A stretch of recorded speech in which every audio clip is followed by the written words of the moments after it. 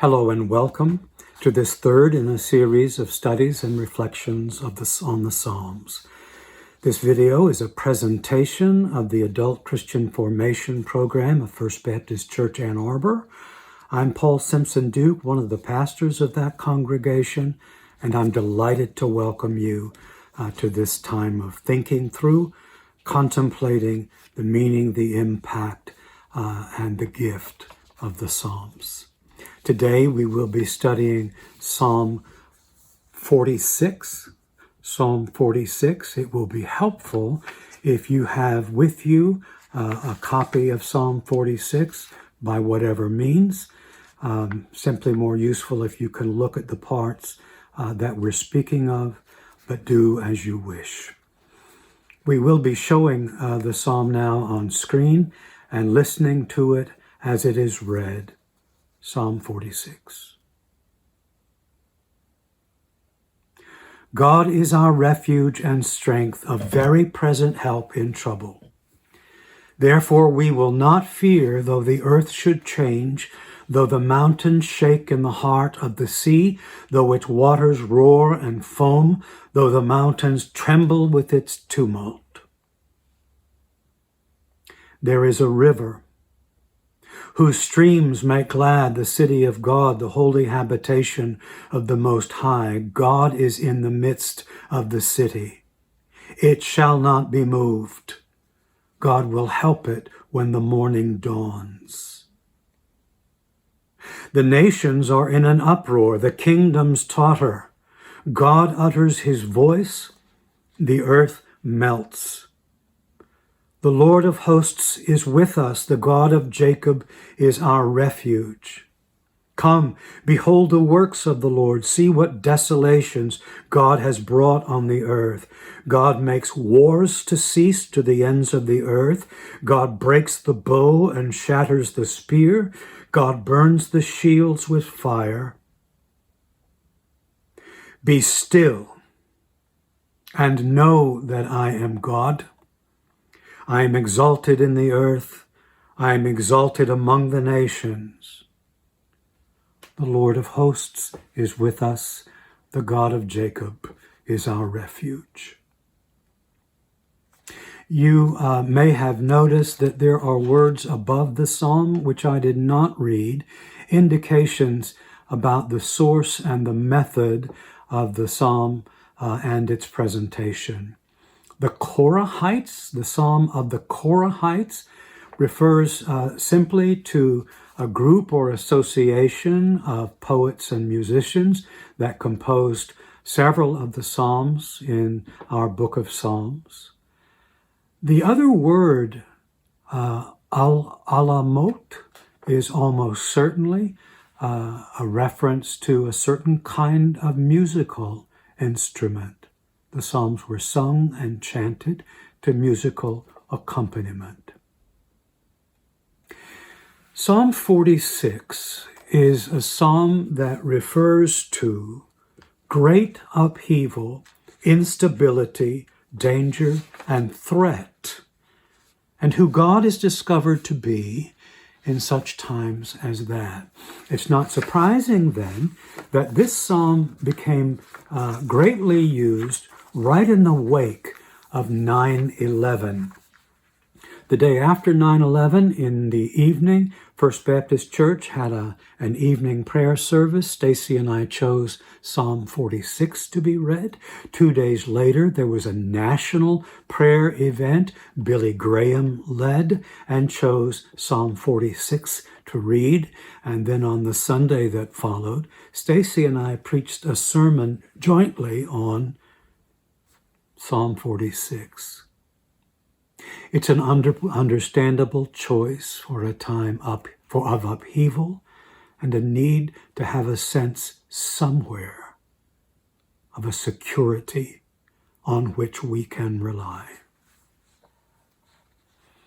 It begins, God is our refuge and strength, a very present help in trouble. That word refuge is of supreme importance in the Hebrew Bible, and especially in the Psalms. It occurs 3 times in this psalm alone. But the fact is that in the Psalms there are 12 different Hebrew words that get at this theme of a sheltering, protecting presence. Some of those words are translated fortress, hiding place, secure height, shelter, shield, the shadow of God's wings. Clearly, the Psalms see the world as a dangerous place. That the threats to us, to humankind, are real and numerous, and that human beings need the experience of a safe place, of something secure. Think of our word refuge in English. It derives from a Latin word meaning to flee. And so our words also refugee and fugitive, literally people fleeing from some place that isn't safe to find security elsewhere. Luther's famous hymn on Psalm 46 makes special emphasis on how dangerous our reality really is. A mighty fortress is our God. He uses the German Ein Festeburg. That word means literally castle. But in view of the theme of threat, do you recall those dramatic words? Our ancient foe does seek to work us woe. His power and craft are great and armed with cruel hate. And then the words, this world with devils filled, will threaten to undo us. To this sense of danger, the psalm adds the assurance God is a very present help in trouble. That expression, very present help, means literally a presence abundantly to be found. What does that suggest? Abundantly found help. To me, it suggests several things. One, that God is not difficult to find. There's no special technique. There's no particular kind of self that you need to be. That in fact, history has proven before that God was present to help. Have you ever also had the kind of friend or member of your family who you were, when you were in difficulty, was a kind of help that other people were not? Perhaps there were several who meant to be helpful to you and offered help, were help.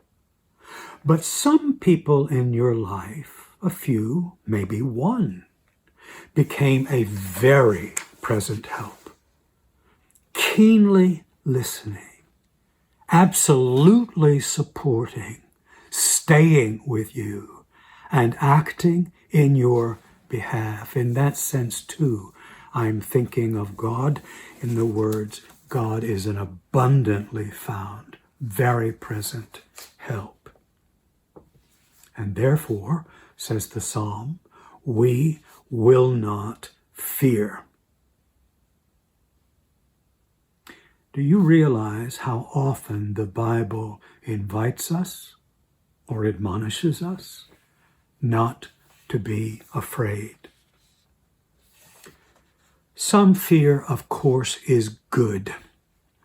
It's part of the human instinct for our survival's sake to feel the fear and then to do something.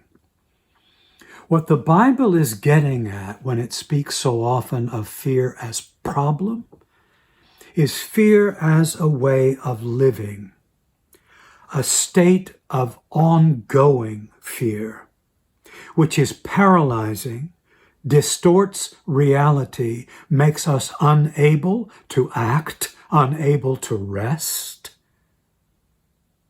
unable to trust. There are forces in our world, you know, that want us to be afraid, that benefit by our fear. Certainly politics exercises that weapon. Politicians and their people meaning to make us afraid that if we do not support them, terrible things will be brought to us by the other side. It has always been the case with consumerism too, subtly introducing fear to us that if we do not own and possess such and such, we are not as well equipped as we need to be. Fear is intentionally directed our way.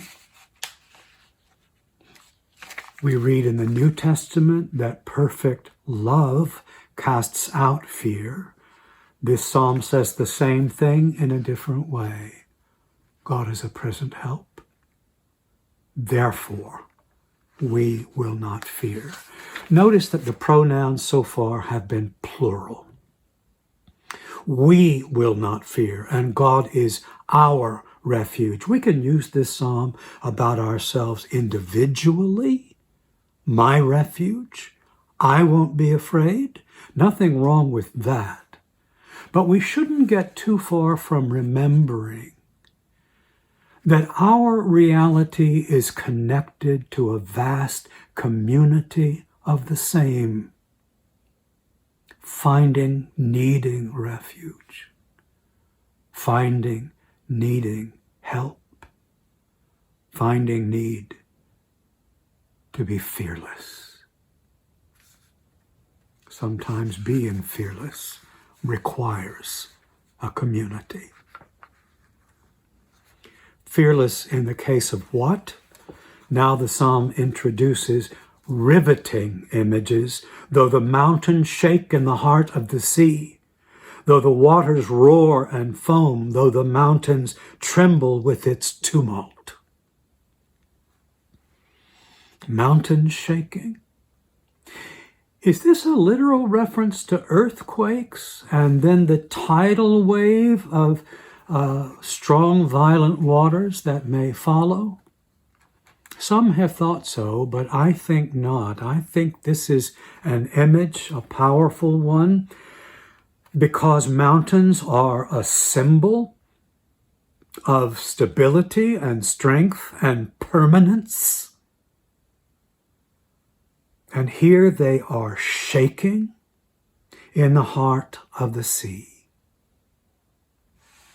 In the ancient Near East, there was a belief among some that there were mountains at the heart of the sea that were the pillars of the earth and actually held up the sky. This then is an image of cosmic collapse, even the sky falling to the ground, even the ground beneath us dissolving. The waters are roaring. Remember that in the Old Testament, turbulent waters almost always are to signify those ancient primeval waters that were the chaos God overcame in creating the universe. We will not fear these, says the psalm. Cosmic change, even change manifest in the natural world, in the universe itself. There is a sense of security that abides between us, even within us. At the end of that line is the word spelled S-E-L-A-H. We used to pronounce it Selah. It should be pronounced Selah. It is almost certainly a notation for those who are reading the psalm to pause while there is a musical interlude offered by the players. For us today, it might be a kind of prompt to pause for a bit and reflect on the lines that we have just read. Then the the next verse, verse 4, begins a brand new unit in the psalm with very different imagery. There is a river whose streams make glad the city of God, the holy habitation of the Most High. A river, in stark contrast to the roaring waters just described. A river whose streams make glad the city of God. When we hear the words God's city and holy habitation, we think of Jerusalem, and almost certainly the psalm was composed with Jerusalem in mind and was sung and recited there. It is possible also, though, for readers like us to think of other places as well. It is notable that the psalm does not mention explicitly Jerusalem or Zion. And the more striking thing is this: there is in the city of Jerusalem no river at all. Back in the Near East long ago, it was imagined that in any sacred space where God was powerfully present, there was something like a river present with nourishing streams. These people are imagining Jerusalem as having such a stream flowing from God's throne, from the Holy of Holies. Might we not also imagine in the places that we are, which are also habitations of the Most High, as flowing with streams that gladden the heart? Perhaps we can. The image is also in the book of Revelation.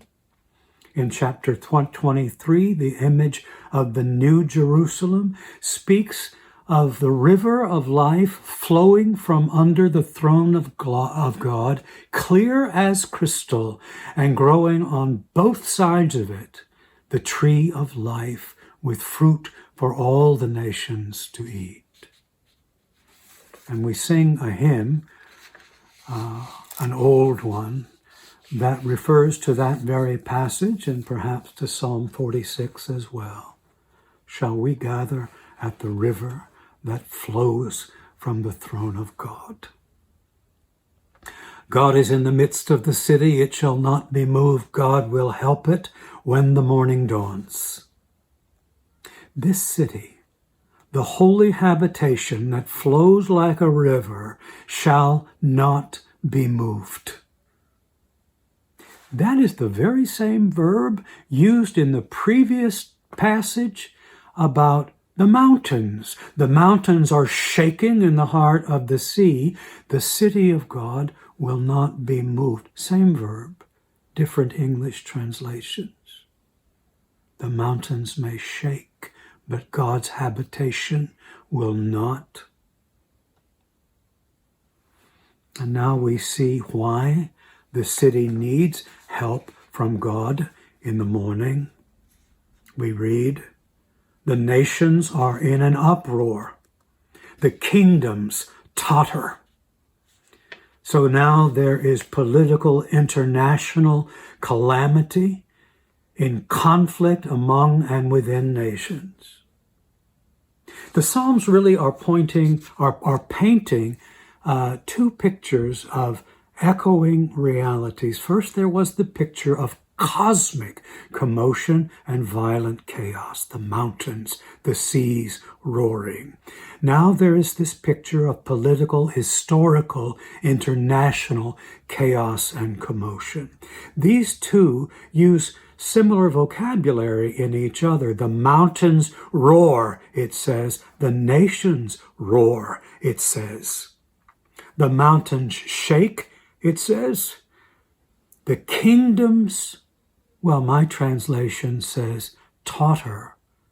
But it is again the very same verb, now for the third time.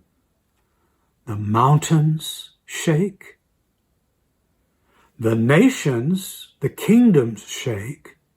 And in the center, the city, the habitation of God, shall not be shaken.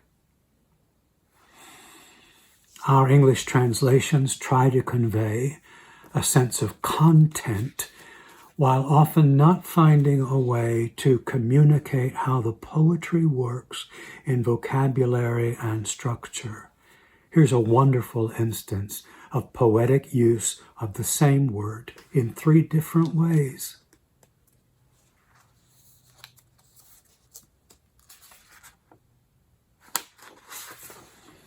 I like the contrast, too, between voices in those 3 sections of the psalm. The waters roar, the nations roar, and then we read, God utters his voice, and the earth dissolves. The roaring and the roaring are the sound and fury signifying nothing. All God does is utter. The Hebrew word means give voice, and chaos dissolves. I think this is the part that Luther had in mind in that hymn when he wrote, "One little word shall fell him, the prince of darkness, one word from God. The aggression dissolves." Then comes what actually is a kind of choral refrain in the Psalms. The Lord is with us, the God of Jacob is our refuge. There it is again, our safe place. The expression, the Lord of hosts, is all over the Hebrew Bible. We use it a lot without much sense of literal meaning. Truth is that in its first meaning, it may have meant Lord of the hosts, that is the armies of Israel, or Lord of other armies, because that's what the word for hosts meant. Perhaps of the angelic hosts, the angelic armies that did God's bidding and command. There are some who apparently thought the term referred to the sun and the moon, and most of all, the infinite stars, the sky filled with those lights, all ready to do the bidding and the command of the Holy One. The Lord of those hosts is with us. In the light of morning, the faithful are invited to look and behold what God has done. The lines read as follows. Come, behold the works of the Lord. See what desolations God has brought on the earth. God makes wars to cease to the ends of the earth. God breaks the bow and shatters the spear and burns the shields with fire. In the light of the morning, the faithful are invited to come out and to observe the desolations that God has made. They are looking, it seems, at the field of battle, and the desolation they see is weaponry utterly destroyed. Broken spears, shattered spears, broken swords, spears or shields that have been burned with fire, and that last word may be chariots instead of shields. Terribly feared weapons of war, the chariots. God's action then, when God acts in behalf of the people, is the ending of war.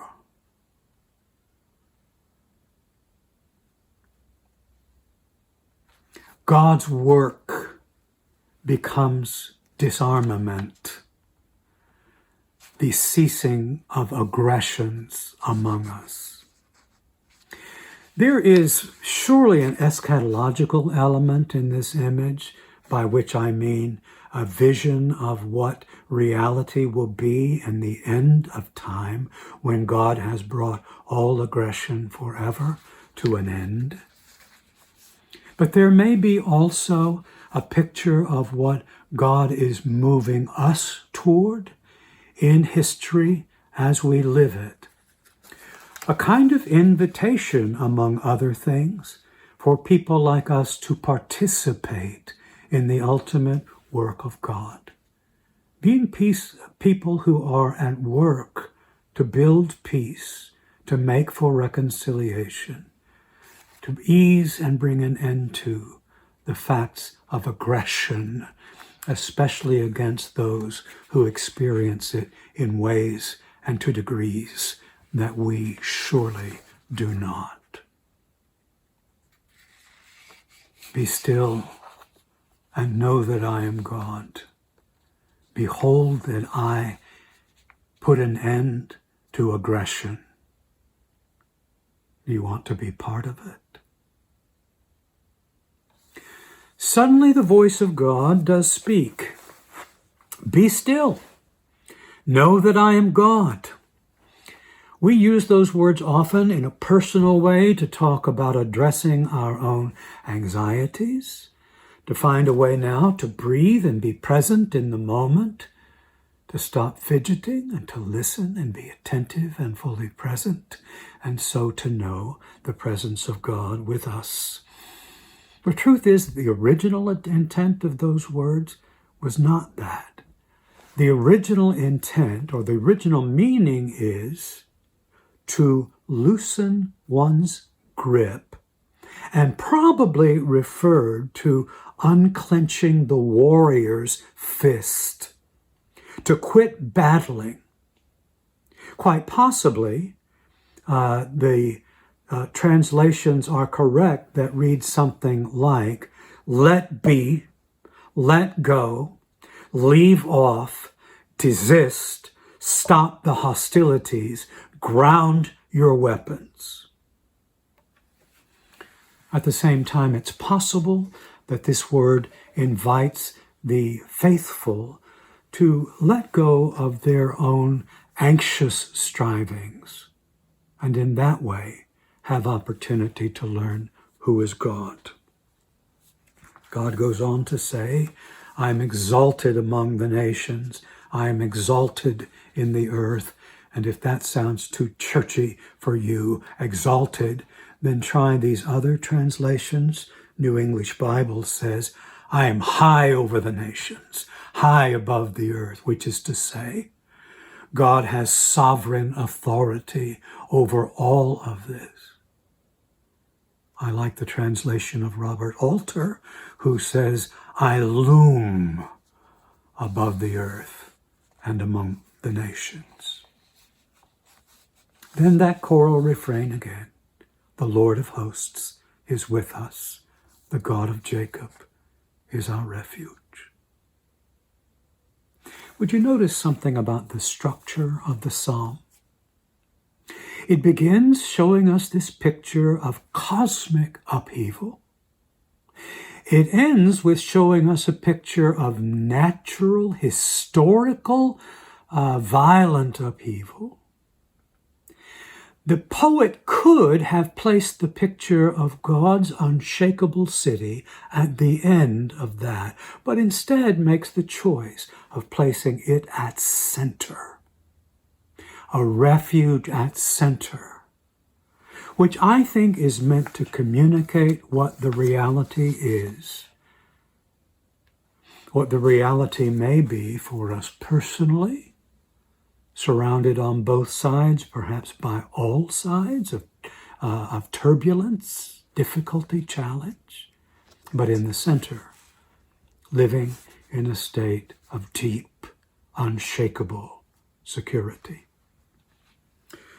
Some years ago, our church had an interesting challenge offered by one of our members who said, anonymously, to Stacy, let's have a contest, a challenge, where members are invited to commit to memory a passage of Scripture.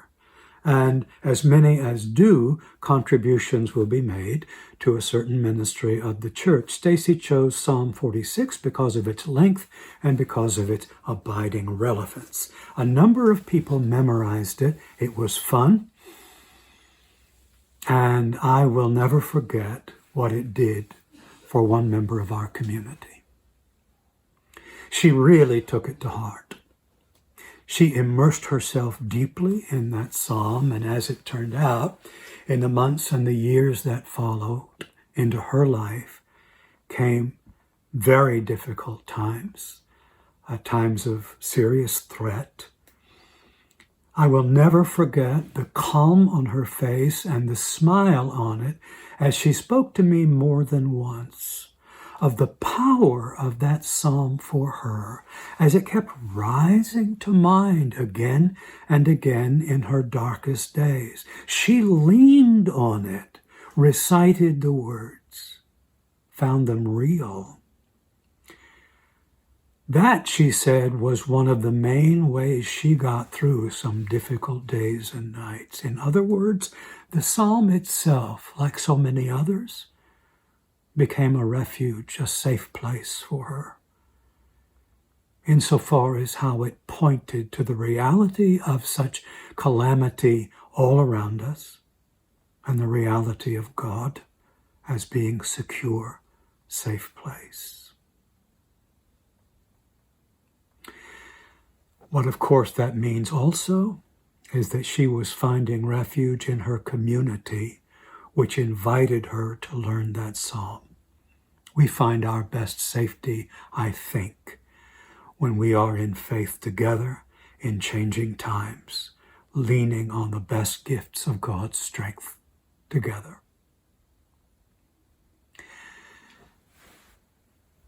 These are my reflections and thoughts on the Psalms for this psalm for today. I want to invite you to be part of a discussion group by means of Zoom, if you would like to do that. It would deepen and broaden your sense of how the psalm might apply to life. There is one available to you on Thursdays at 4 in the afternoon. Another available on Monday evenings at 7:30. You will receive an email giving you links to both of those discussion groups for you to choose whichever you may want. Now I'd like to offer some questions for your reflection if you're trying to internalize and make application of Psalm 46 in better ways for yourselves and for your community. First, what do you think we need to feel refuge from in our present world? What is dangerous and threatening to you, to us, that we need a safe place from? Secondly, where would you say have we been seeking refuge that turns out to be false? Almost everybody's looking for some way to escape the calamities and the pressures and the stresses, the desolations around us. Where do we go to find that sense of escape? Places that are in fact not real refuge. Thirdly, in actual terms, what does finding refuge in God look like? And finally, what would it mean for you to be still and know that God is God?